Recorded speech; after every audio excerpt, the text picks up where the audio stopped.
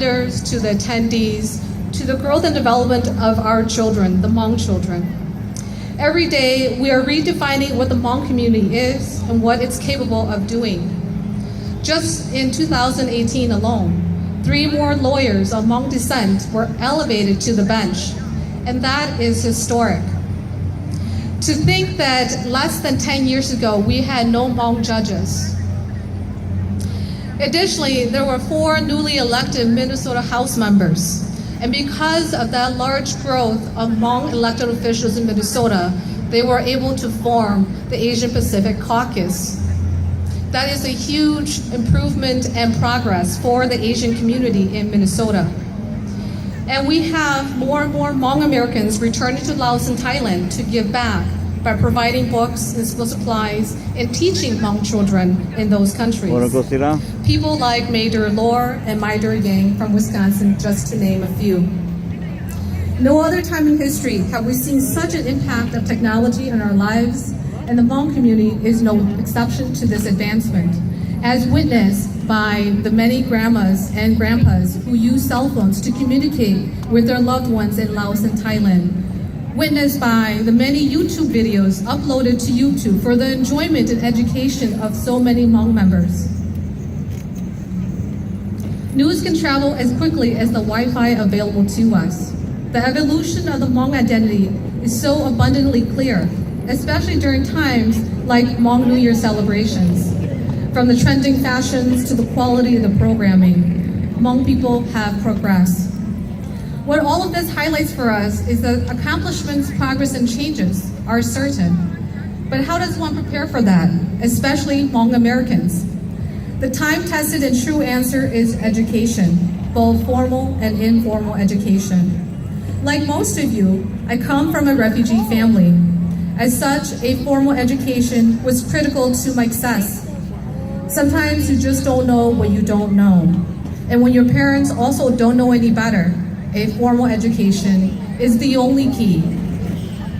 As a refugee child whose first English words were Pepsi please, it was my formal education that provided me with the knowledge to be able to engage in an intelligent conversation that resulted in my landing of my first professional job, a job that provided me with many opportunities to travel first class to many countries that I could only have dreamed of, to work with my colleagues from countries like Thailand and Australia and Mexico, and to meet my colleagues for the first time from Thailand who didn't know if I was Hmong or another ethnicity, and when they found out that I was Hmong, were astounded that I would work side by side with them, a refugee child from Ban Vinai. It was my formal education that helped me to enter law school, and it was my formal education that enabled me to run a successful campaign for circuit court judge, becoming the first elected without appointment judge of Hmong descent ever in the United States history. While a formal education is important, just as important is an informal education. We can learn so much from one another. After all, the word Hmong has become synonymous with the meaning free people. We are free to learn, we are free to progress, we are free to advance, and we are free to love. Freedom came at a great cost to the Hmong people. Through the Hmong people's perseverance, we can learn not only how to survive, but how to thrive.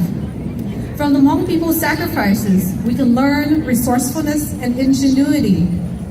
These are lessons not taught in the classrooms. These are lessons that we can take at this very time and place, at this very moment. So please seize upon that opportunity. A successful person never ceases to learn, no matter the time or the place. And that is so true of Hmong people. We persevere through generations of persecution, and here we are, as successful as ever. Every day, I learn something new, both from reading law books and from watching and learning of the current events in the world, including in the Hmong community. It is also my belief that I learn the most when I simply stop to listen and consider without judgment. Perhaps, oddly enough, it could be that because I am a judge, that I will reserve judgment until I have heard all of the evidence. I find that when I stop, listen, and consider before I decide, I make better decisions. I encourage everyone to continue to learn because the advancement of the Hmong people depends on it.